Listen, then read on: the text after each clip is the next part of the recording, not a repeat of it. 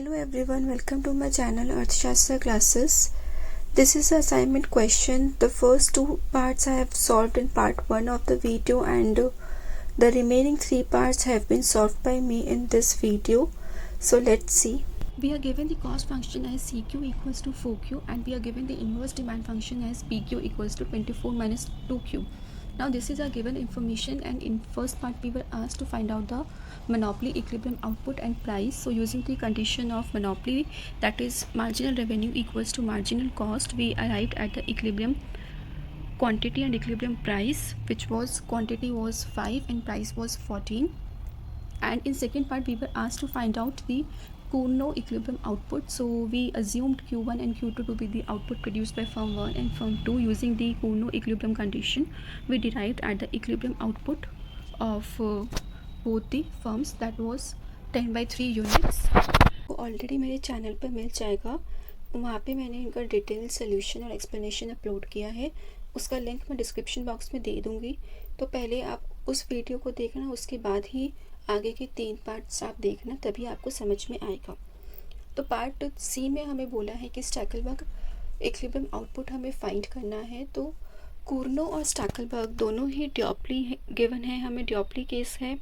दोनों में डिफरेंस ये होता है कि कूर्नो में दोनों फर्म्स साइमल्टेनियसली अपना इक्विलिब्रियम आउटपुट फाइंड आउट करती है प्रॉफिट मैक्सिमाइजिंग डिसीजन की हेल्प से, और स्टैकलबर्ग में ये होता है कि एक फर्म दूसरी फर्म का बेस्ट रिएक्शन फंक्शन इंक्लूड करती है अपने प्रॉफिट मैक्सिमाइजिंग डिसीजन में and then equilibrium output find करती है.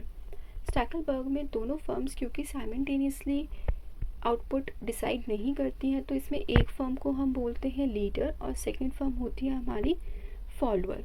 तो जो लीडर फर्म है वो जो फॉलोअर फर्म है उसका बेस्ट रिएक्शन फंक्शन अपने प्रॉफिट मैक्सिमाइजिंग डिसीजन में इंक्लूड करता है और तभी वो उसका इक्विलिब्रियम आउटपुट निकालता है. तो पार्ट सी में हम क्या लिखते हैं, given that firm 2 enter second.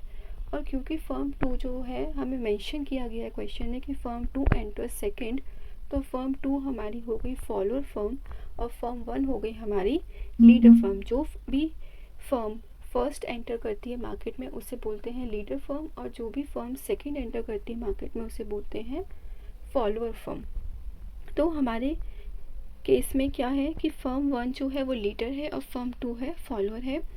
तो जो फर्म 1 अपना प्रॉफिट मैक्सिमाइजिंग डिसीजन लेगी वो कैसे लेगी, फर्म 2 का बेस्ट रिएक्शन फंक्शन अपने डिसीजन में इंक्लूड करके लेगी. तो रिएक्शन फंक्शन अभी हमने फर्म 2 का कोर्नो का जब हमने आउटपुट फाइंड आउट किया उसमें फाइंड किया था, तो क्या आया था Q2 a function of Q1 equals to 5 minus 0.5 Q1. ये बेस्ट रिएक्शन फंक्शन है फर्म 2 का. किसके रिस्पेक्ट में है, फर्म 1 के आउटपुट के रिस्पेक्ट में है. यहाँ पे Q1 जो है वो फर्म 1 का आउटपुट डिनोट कर रहा है और Q2 फर्म 2 का आउटपुट डिनोट कर रहा है. तो अब हम लिखेंगे कि फर्म 1 का प्रॉफिट क्या है. तो firm 1 total profit is given by pi 1 equals to, profit क्या होता है, total revenue minus total cost. और टोटल रेवेन्यू किसके इक्वल होता है, प्राइस इनटू क्वांटिटी.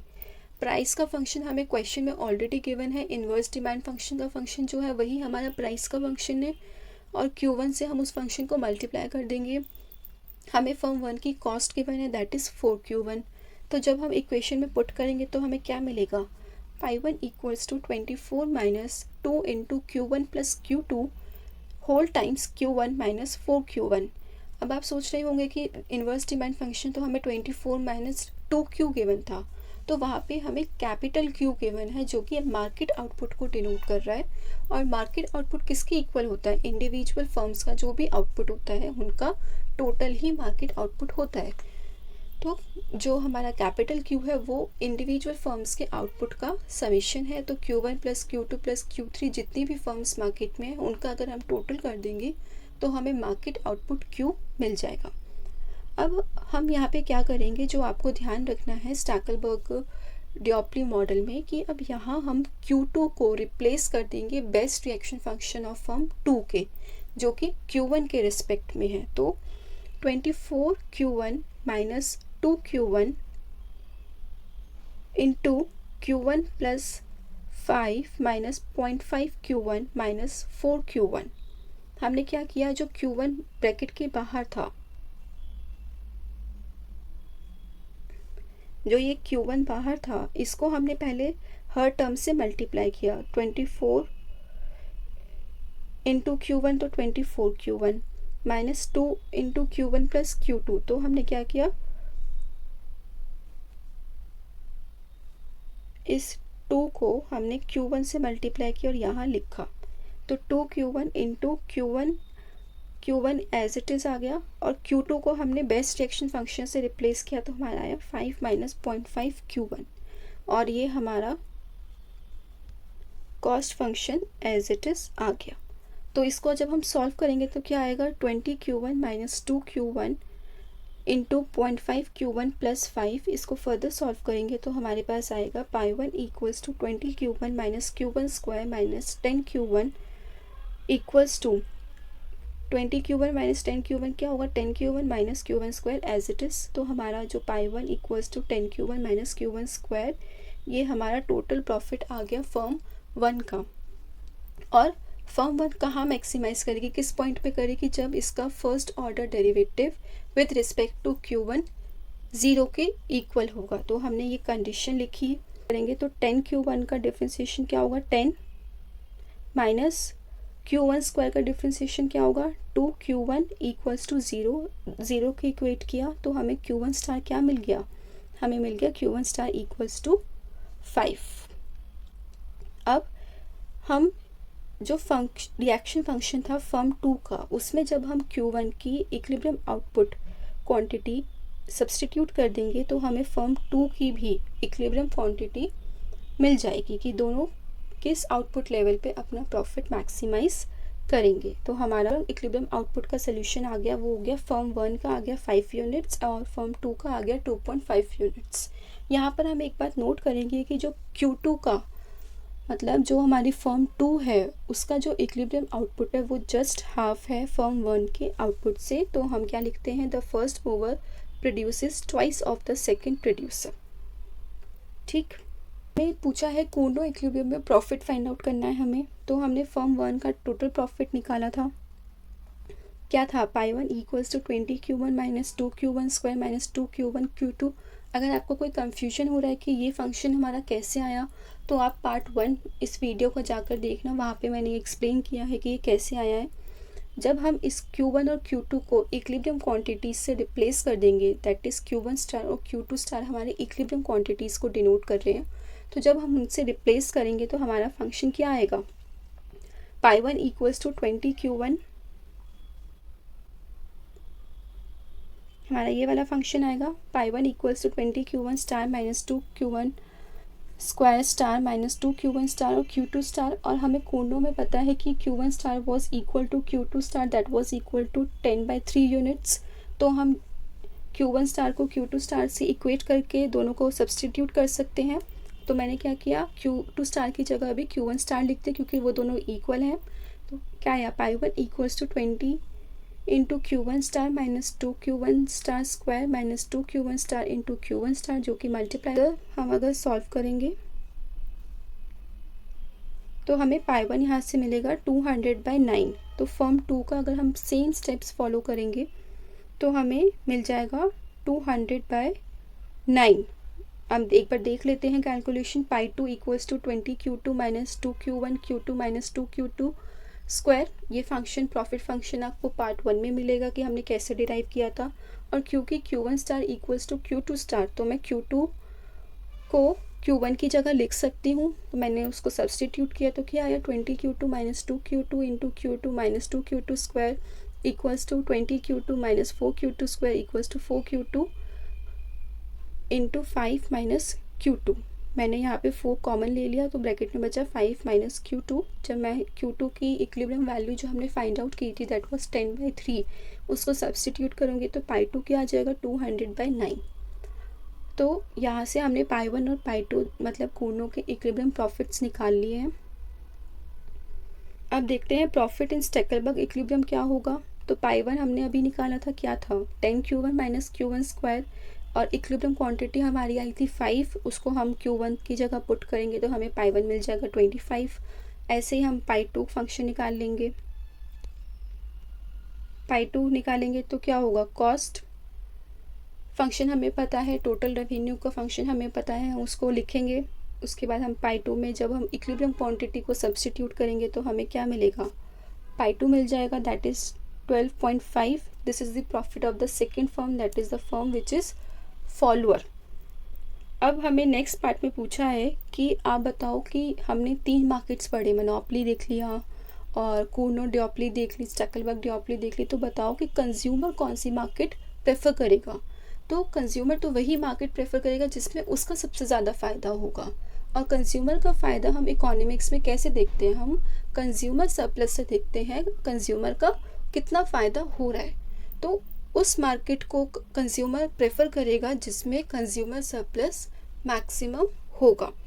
तो consumer will prefer the market where the consumer surplus is maximised. तो consumer surplus क्या होता है, consumer surplus is the integration of the area to the quantity produced, total quantity which can be produced in a market, that is capital Q, और demand curve जो भी है हमारा minus the price the consumer is paying. This is what our consumer surplus mathematical equation looks like. अगर आपको इसमें कोई भी कंफ्यूजन है कि कंज्यूमर सरप्लस का इक्वेशन ये कैसे होगा तो मुझे कमेंट सेक्शन में बताना, मैं एक अलग वीडियो में इसको एक्सप्लेन करूँगी कि ये वाला जो इक्वेशन है ये कंज्यूमर सरप्लस का इक्वेशन कैसे आया और क्यों आया। इसका पूरा आपको मैं ग्राफिकल और मैथमेटिकल डेरिवेशन प्रोवाइड कर दूँगी। तो अब जब हम डिमांड फंक्शन, हमारा डीपी रिप्रेजेंट्स क्या कर रहा है, डिमांड फंक्शन, और पी क्या है, the price consumer is paying, जो वो पी वो प्राइस है जो कंज्यूमर पे कर रहा है, और डीपी क्या है, इन्वर्स डिमांड फंक्शन है। तो हम डीपी को सब्स्टिट्यूट करेंगे 24 माइनस 2Q से, और प्राइस क्या पे कर रहा है consumer, that is again 24 minus 2Q, but यहाँ पे Q कौन सा है, कैप्स वाला है। तो जब मैं इसे इंटीग्रेट करूँगी with respect to Q, small q, तो मुझे क्या मिलेगा, Q into Q bar minus Q square upon 2। और इसको जब मैं डेफिनेट इंटीग्रल है क्योंकि ये, तो मैं इसको Q0 टू Q में लिमिट्स लगाऊंगी, तो मेरा कंज्यूमर सरप्लस सॉल्व करने पे क्या आ जाएगा, Q स्क्वायर बाय 2। इसमें अगर आपको कोई भी प्रॉब्लम है, क्योंकि ये मैथमेटिकल डेरिवेशन है, कोई भी प्रॉब्लम आप फेस करते हैं तो मुझे कमेंट सेक्शन में ज़रूर बताना, मैं इस पर एक डिटेल वीडियो अपलोड कर दूंगी। क्योंकि एक असाइनमेंट क्वेश्चन है तो आपको जितना लिखना है मैंने उतना ही लिख के इसको सॉल्व किया है। कंज्यूमर सरप्लस मैक्सिमम जब होगा तब Q मैक्सिमम होगा, अगर Q मैक्सिमम है तो आपका कंज्यूमर सरप्लस मैक्सिमम है और वही मार्केट आपका कंज्यूमर प्रेफर करेगा। तो हम क्या लिख रहे हैं, the above integration is increasing in total quantity produced, और Q यहाँ पे क्या है, टोटल क्वांटिटी प्रोड्यूस्ड। तो इसका मतलब ये हुआ कि जिस भी मार्केट में जितना आउटपुट प्रोड्यूस हो रहा है वो मैक्सिमम है, उसी मार्केट को कंज्यूमर प्रेफर करेगा। फॉर एग्जांपल मेरे पास 2 मार्केट्स हैं, market A and market B. Market A में अगर 100 यूनिट्स प्रोड्यूस हो रहे हैं और मार्केट बी में अगर 200 यूनिट्स प्रोड्यूस हो रहे हैं, तो कंज्यूमर मार्केट बी को रेफ़र करेगा क्योंकि उसमें जो टोटल आउटपुट प्रोड्यूस हो रहा है वो ज़्यादा है मार्केट ए से। तो कंज्यूमर सरप्लस की इक्वेशन हमारे पास क्या आ गई, Q स्क्वायर बाय 2। तो जिस मार्केट में भी Q लार्जेस्ट होगा वही मार्केट कंज्यूमर प्रेफर करेगा। The above integration is increasing in total quantity produced, hence the market with the most or maximum total output is preferred by consumers. जिस भी market में मैक्सिमम आउटपुट प्रोड्यूस हो रहा है वही मार्केट कंज्यूमर प्रेफर करेगा। तो अब हमें क्या करना है, हमें मोनोपोली, स्टैकलबर्ग डिओप्ली और कूर्नो डिओप्ली का टोटल आउटपुट फाइंड आउट करना है, जिससे हम ये पता लगा सकें कि कंज्यूमर कौन सी मार्केट प्रेफर करेगा। तो हम क्या करते हैं, हम एक लिस्ट बनाएंगे टोटल प्रोडक्शन की। हमने यहाँ पे मार्केट लिखा, LHS में 3 तरह की मार्केट है, मोनोपोली है, कूर्नो है, स्टैकलबर्ग है। फर्म 1 का आउटपुट लिखा, फर्म 2 का लिखा, और दोनों का समीशन क्या होगा, हमारा टोटल आउटपुट होगा। तो ये दोनों अगर मैं प्लस कर दूँ तो ये आ जाएगा टोटल आउटपुट। तो मोनोपोली का फर्म 1 का आउटपुट हमारा क्या आया था, 5। उसमें मोनोपोली है तो ऑफकोर्स सिंगल फर्म है, तो फर्म 2 का कोई आउटपुट है ही नहीं, तो टोटल आउटपुट भी क्या होगा, 5। कूर्नो में फर्म 1 और फर्म 2 का आउटपुट इक्वल था और क्या था, 10/3। दोनों का समीशन क्या हुआ, 20/3। इसको हम सॉल्व करेंगे फ्रैक्शन को तो क्या आएगा, 6.66667। स्टैकरबर्ग में फर्म 1 का आउटपुट था 5 और इसका था 2 का था 2.5, दोनों का समेशन करेंगे तो आया 7.5। अब तीनों में आप देख सकते हो 5, 6.67 और 7.5 में तो स्टैकरबर्ग का जो आउटपुट है वो क्या आया, मैक्सिमम आया। तो स्टैकरबर्ग duopoly has the highest share of total output and hence it is preferred bye consumers. तो आपके लास्ट पार्ट का आंसर होगा कि स्टैकरबर्ग मार्केट को कंज्यूमर प्रेफर करेंगे क्योंकि उसमें मैक्सिमम आउटपुट प्रोड्यूस हो रहा है, और मैक्सिमम आउटपुट प्रोड्यूस हो रहा है इसीलिए कंज्यूमर सरप्लस मैक्सिमम है और इसीलिए कंज्यूमर उसको प्रेफर करेगा। So thank you for watching this video. अगर आपको इसका PDF चाहिए है या आपको कोई सजेशन है, कोई फीडबैक है तो आप कमेंट सेक्शन में मुझे बताइए, मैं इसका PDF प्रोवाइड कर दूँगी।